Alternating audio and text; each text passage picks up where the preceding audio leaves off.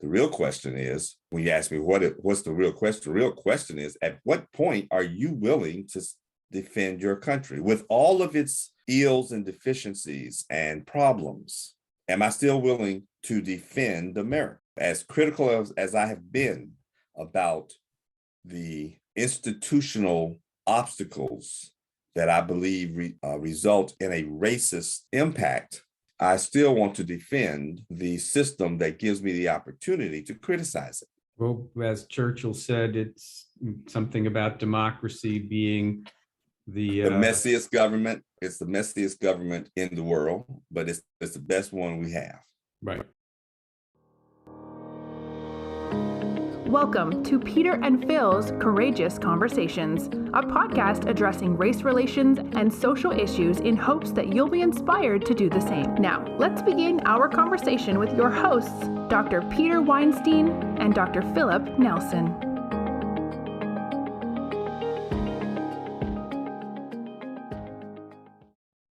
Look a little morose today. I am, but I'll get over it. Before we get into any formalities, I just want to take a minute to thank Nationwide for their support and continue to appreciate their support that they provide, not just for our podcast, but for the entire veterinary profession. And we look forward to having them as part of our team for the coming year. All right. What's up? Well, I don't know. I got up. It's 20-something degrees in Corvallis this morning. I walked over to the coffee shop, got some coffee so I could warm up, only to come back cold. So there was a message that went out from Beverly to the university yesterday, talking about what's going on in the world and everything else. And there's a great quote in it from Martin Luther King that caught my attention. Injustice anywhere is a threat to justice everywhere. Relevant to the conversations we've been having, and obviously relevant to what's going on in the Ukraine, injustice anywhere is a threat to justice everywhere, kind of is so spot on. I agree. It just taps into everything we've been talking about since day one after George Floyd. Yeah, it's just an illustration that you have to step up at times. And this is one of those times that we may have to step up. I'm trying to imagine what it feels like to have your life disrupted, wake up to sirens and bomb blasts, and you have to clothe your children, decide what you can carry, determine if you can get out of your own city, and determine what a safe destination might be for your family, and try to decide if that destination is actually within your country and whether you should leave your country in order to find safety for your family. And every subsequent decision becomes about the welfare of your family. And at some point in the back of your mind, if you truly care about the tragedy that's being foisted on your country and on you, how do you leave your family to come back and fight? The innocent victims here, basically the vast population of the Ukraine or any other country where these things happen, it's like there's such a small portion of the population invested in the political component, and the vast majority are innocent victims of what's going on. I mean, there were some pictures of this in the subways in the Ukraine of people with their pets and carriers and bringing whatever belongings that they could going down into the subways. It reminded me a lot of the United Kingdom back in World War II in trying to protect themselves from the indiscriminate bombing that's going on. And no matter what anybody says, there are unintended consequences anytime you use missiles, and unintended victims anytime you use bombs. Well, I don't think that there's anything unintended here. The decision to use bombs in this case, this is not a surgical strike. No. Every intimidating consequence is intended. Have you seen the video of the tank that ran over a car? No. There was a Ukrainian citizen in their apartment and they were videotaping on their phone a tank that was rolling down the street, and a car was approaching the tank in an opposite direction. And the car was just on the road. The tank turned on the road. The car was already traveling down that road, and the tank targeted the car. It didn't shoot at the car. It sped up and ran across the car. It crushed the car with the occupant in it. And then it sat on top of the car for at least a minute and then backed off of it. And the driver survived. So local citizens came out and unwrapped the car from the driver. But the sheer cruelty and intent of the soldiers in that tank gives you some sense of their macabre goals. They are there to subdue Ukraine, and they're a well-oiled machine that have been indoctrinated by a Soviet viewpoint. This isn't about defending Russia. This is about expanding Russia's power. But it does illustrate just how tightly held that government is. Even if the Russian people don't support it, they don't have a say in it. You would think that the failure in Afghanistan 25, 30 years ago, however long it was, would be a lesson in efforts to take over a country that doesn't want to be taken over. Well, they don't see Ukraine as the same as Afghanistan. Obviously not. And I would like to believe they are surprised that Ukraine didn't fold in 3 days. The Ukrainian president, who obviously was the center of a lot of attention during the campaign in 2020, has shown a desire to fight and be there for his country, as opposed to, leaving the country. He is not rolling over. And I think it's interesting to watch how the Ukrainian army has been able to at least slow down. They haven't just opened the gates and said, welcome, let me put it that way. Fortunately, Putin is right. This isn't Afghanistan. I think the difference between Afghanistan, there is no difference. There's no difference between Afghanistan that Russia invaded and the Ukraine that Russia has invaded. Both are fighting for what they built for what they built. They're fighting to defend what they built. And if that means a war of insurgency, I have a feeling Ukraine is going to do that. And I don't, and even going in, everyone questioned whether Russia had the bandwidth to occupy and hold an entire country, if it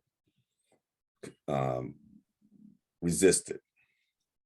So the real question is, can Ukraine hold on for a month? And can it hold on long enough to get reinforcements or at least supplies? And the question is, how did the NATO countries help the Ukraine, who's not part of NATO, without instigating a more aggressive Russian attack outside of the Ukraine as a response? I think Putin takes a big chance. That's a big risk to go outside of Ukraine. Yeah. I think Putin is already being more aggressive because of the support that NATO and the United States is providing Ukraine. I mean, he's already using that as an excuse for going into Kiev because we gave him Stinger missiles and ammunition and sophisticated weapons.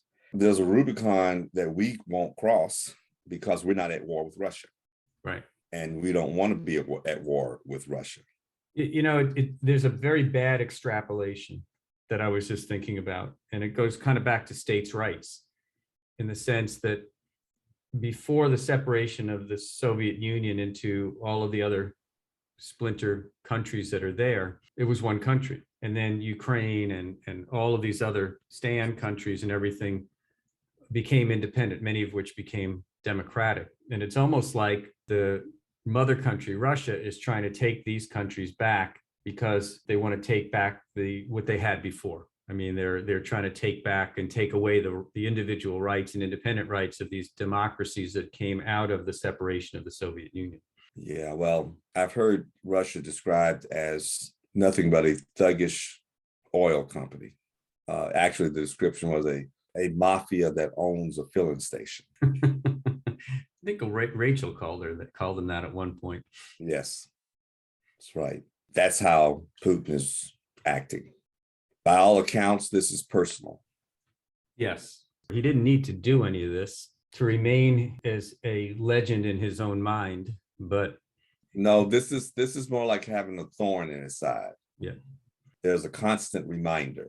Yeah, that not only is there a democracy on his border that seems to be chumming up to America, but the elected leader keeps thumbing his nose at him and keeps reminding his people, look what you could have if you just step up. So like almost 2 years ago, when I picked up the phone and called you after the George Floyd murder, you want to pick up the phone and call somebody and say, what's going on? Why is this happening? And why, after what seemed to be so quiescence, except maybe in Afghanistan when we were going after the Taliban because of 9/11, where did this come from, and why have we let it get to this point in time? There's just the incidents of the last 2 years from a racist standpoint, and obviously what's going on in the Ukraine.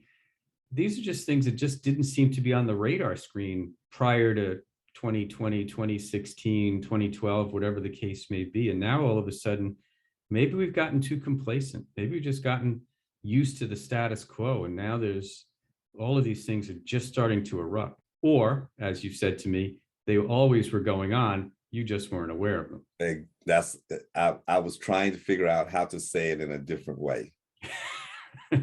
Well, I read your mind. Yeah, I'm afraid that this does not make me want to make a phone call and ask why.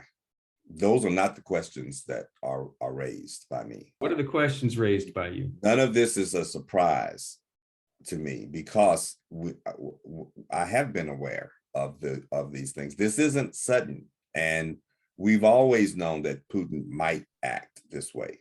Mm-hmm. The questions that are raised by this incident is, what do we do about it? Yes. What should we do and what can we do? There's going to be suffering. We can't stop that. I think at some point we are going to have to get involved. At some point we may have to take risks that we don't want to take.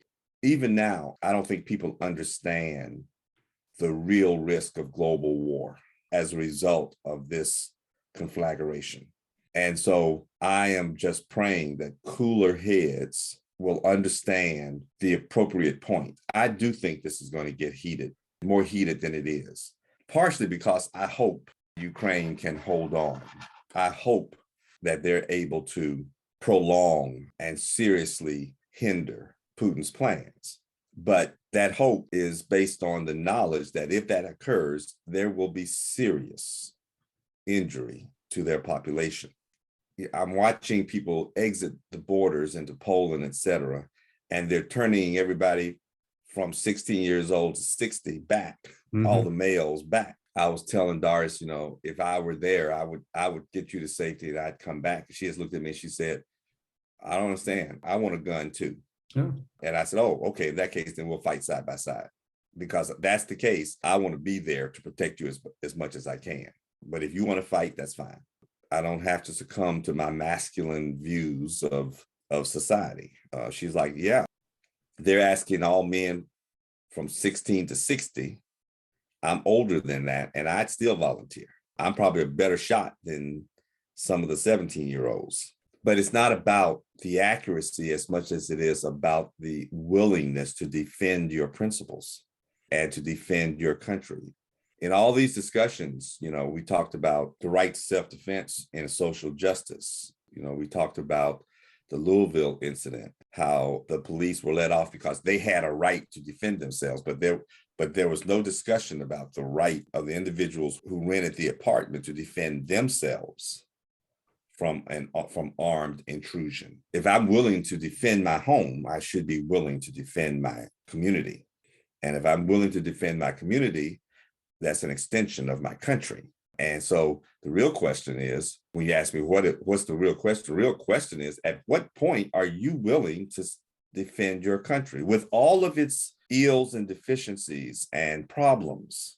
Am I still willing to defend America? As critical as I have been about the institutional obstacles that I believe result in a racist impact, I still want to defend the system that gives me the opportunity to criticize it. Well, as Churchill said, it's something about democracy being the messiest government. It's the messiest government in the world, but it's the best one we have.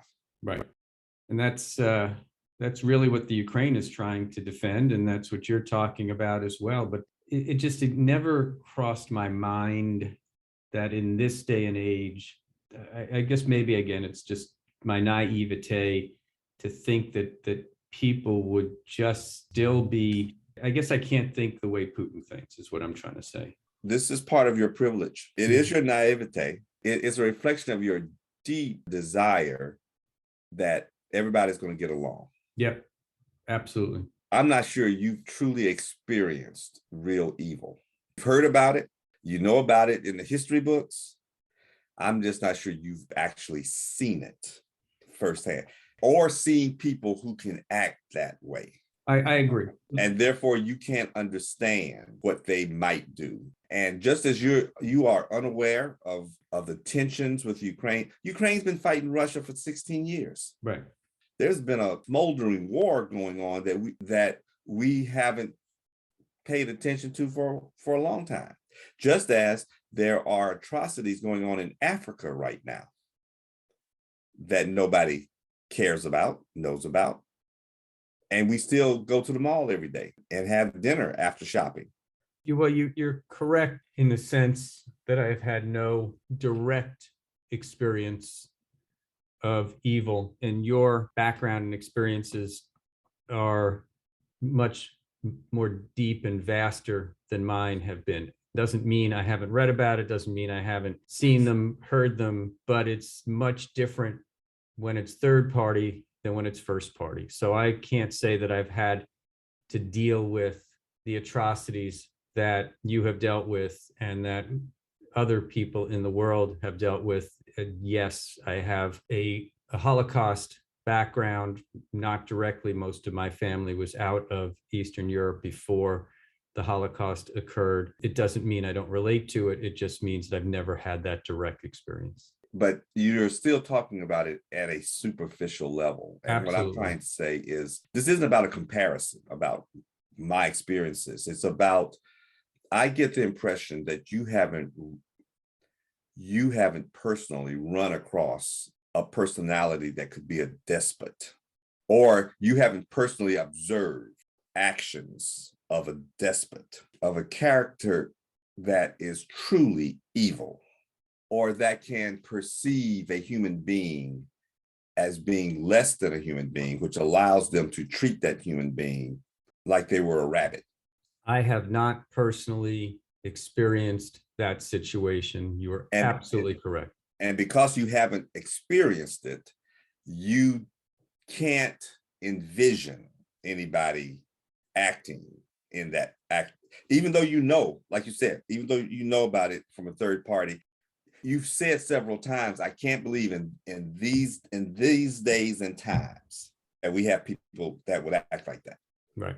You sound surprised that Putin would actually act out on his motivations, etc., when the only reason he hasn't done it to this point was because he wasn't ready. I keep wondering how quickly he would have gone if Trump had been still in office. Well, what kind of response would we have had from NATO if Trump was still in office? There's a lot of speculation that I can make regarding even now with Trump not in office. I spent a good portion of my life trying to feel like Switzerland and trying to bring people to that middle ground of agreement. And that's part of my leadership modality has always been to look for how we can all work together. Doesn't always work, but that's generally how I try to approach things without going too far to one side or the other. And so you're absolutely correct. It's hard, having never been directly impacted, to envision it. And I'm not critical of your leadership style. And again, however, you're speaking from a point of privilege, really. When the biggest issues you have deal with to try to find common ground, right, in a esoterical discussion, right. I'm not criticizing at all. You are fortunate that you have lived a life where you haven't crossed paths with someone that you should truly be fearful of. Putin is the kind of man that you should be fearful of, but that doesn't mean that you capitulate. And so to sit down in our comfortable homes and discuss what's going on in the Ukraine it's an exercise. But as part of that exercise, it does cause one to say, so what would I do? And at what point do I step up?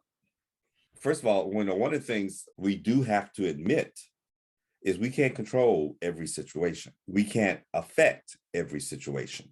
And maybe all we can do is empathize or send money or provide support through our taxes and support our government's choices in these international events. And that may be our role at this point. Yeah, it's interesting. And I want to go back to a comment that you made before. You and Doris would take arms to fight to protect the United States. It would be interesting to do a cross-sectional survey of people, different demographics, different locations, different backgrounds, et cetera, and see where people feel, if the United States were invaded, the response. Because again, so many of us have not had that experience in the past to deal with and fight for our rights. You spent much of your childhood, and you continue to do so, to fight for your rights. Would every American actually stand up and bear arms? Yeah. I mean, is that a fair question? Of course it is. And I think the answer would be no, not every American, but then every American didn't stand up and bear arms during the American Revolution either. Right. Or even during the Vietnam War. Every American didn't stand up or World War II. Right. So that's not a hard question to ask. Right. Or answer. Thank you for joining us for another courageous conversation. Be sure to follow us and check back next week for more.